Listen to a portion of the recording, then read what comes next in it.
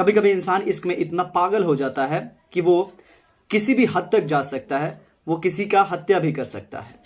और हद तो तब हो जाती है जब वो अपने इश्क को पाने के लिए, अपने प्यार को पाने के लिए अपने ही सगे लोगों का बलि दे देता है। आज की घटना भी कुछ सेम ऐसा ही है।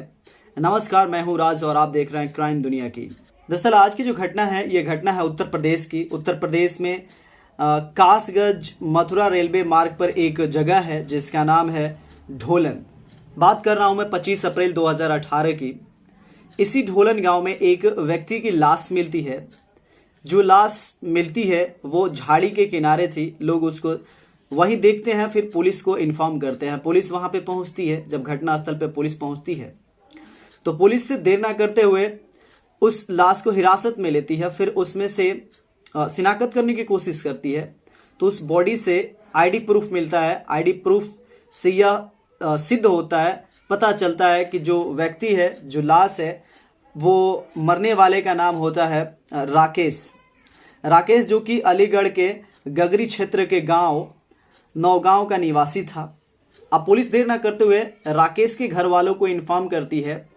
राकेश के पिता का नाम होता है बनवारी लाल, माँ इंदुवती, भाई राजी और एक प्रवेज।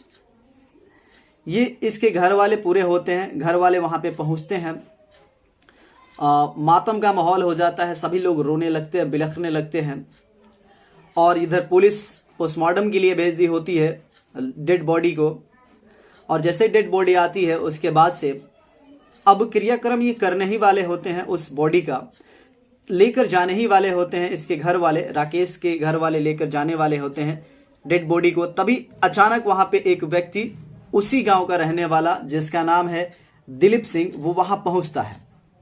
जब वहां पहुंचता है तो वो लाश को रुकवा देता है और कहता है कि ये जो लाश है ये राकेश की नहीं है बल्कि मेरे बेटे की है। और मेरे बेटे का नाम है राजेंद्र उर्फ कलुआ। ये मेरे बेटे की लाश है। पुलिस अचंभित हो जाती है, सोचने लगती है कि आखिर कैसे हो सकता है कि यहाँ पे दिलीप सिंह कह रहा है कि ये मेरा बेटा है और इधर राकेश के घर वाले कह रहे हैं कि ये मेरा बेटा है। पुलिस भी परेशान हो जाती है, लेकिन पुलिस किसी तरह से शांत करवाती है दोनों घर को और कहती है कि इसका भी उपाय है। बाद में पुलिस डीएनए टेस्ट करवाने के लिए उस बॉडी का सैंपल लेके भेज देती है और फिर उस बॉडी को राकेश के घर वाले को ही दिया जाता है। राकेश के घर वाले लेकर जाते हैं और उसका मिट्टी मजल करते हैं, उसका अंतिम संस्कार करते हैं। लेकिन यहाँ पे सोचने वाली बात यह थी कि दिलीप सिंह कह रहा था कि ये मेरे बेटे की लाश है। अब आपको बता दें कि यहाँ पे जो राकेश है वो शादीशुदा व्यक्ति था। उसका शादी हो चुका था, उसके 2 बच्चे थे। 2 बच्चों का नाम होता है अर्पित, जो कि बेटा है, और एक बेटी अवनी। 2012 में शादी हुई थी और शादी कहाँ हुई थी? एटा जिले में हुई थी। एटा जिला में इस राकेश की शादी हुई थी। अब कुछ दिन समय बीतने के बाद आपको बता दें कि जो उसकी पत्नी थी वो गायब थी, उसके बच्चे भी गायब थे।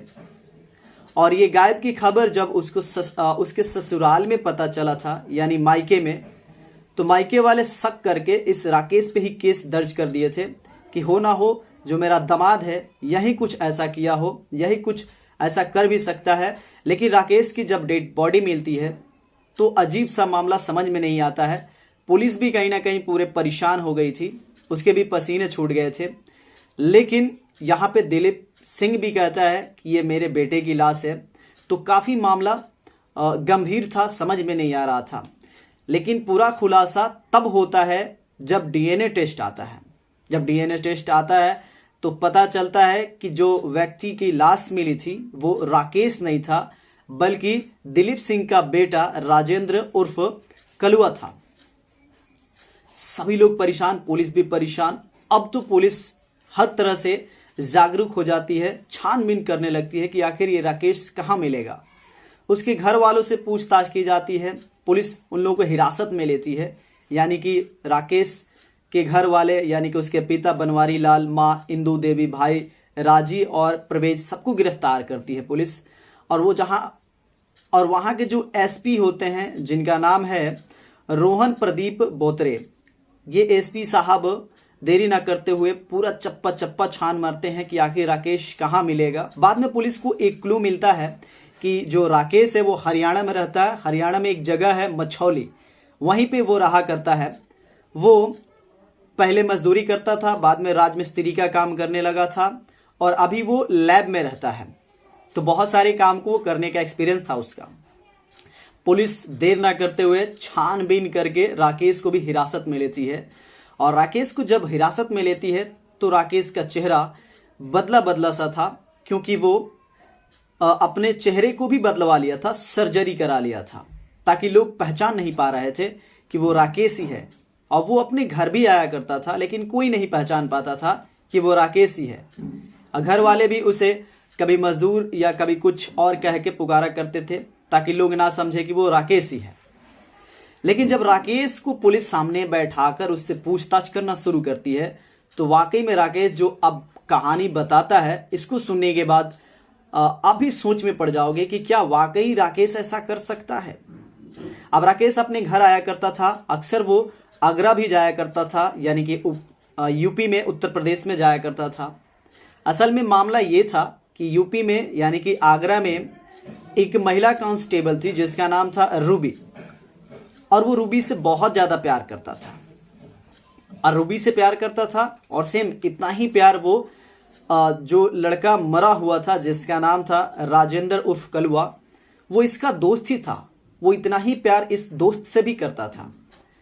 लेकिन जब वो अपने घर आ रहा था, और घर जो आने का दिनांक था, डेट था, वो 25 अप्रैल 2018 को जब वो अपने घर आ रहा था, तो उस पल उसका दोस्त उसके साथ था, यानी कि राजेंद्र उसके साथ था।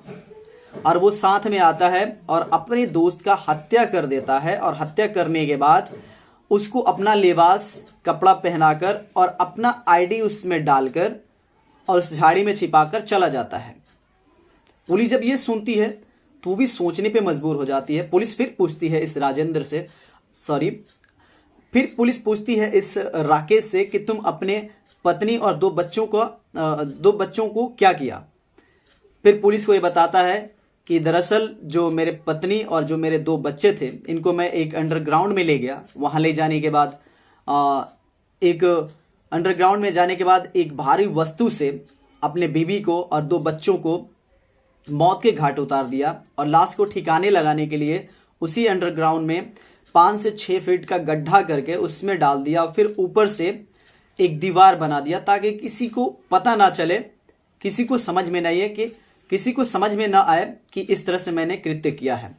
और इस तरह से वो यहां से निकलकर चला गया हरियाणा और वहां लैब में रहने लगा और सर्जरी करा के अपना चेहरा बदल लिया ताकि कोई पहचाने नहीं। और इधर पुलिस आती है तो पता चलता है कि राकेश की हत्या हो गई है, लेकिन वो राकेश नहीं होता है, वो तो अपना सर्जरी करा के चेहरा बदल लिया था। असल में राकेश का दोस्त होता है जिसका नाम है कलुआ, यानी कि उर्फ कलुआ राजेंद्र था वो।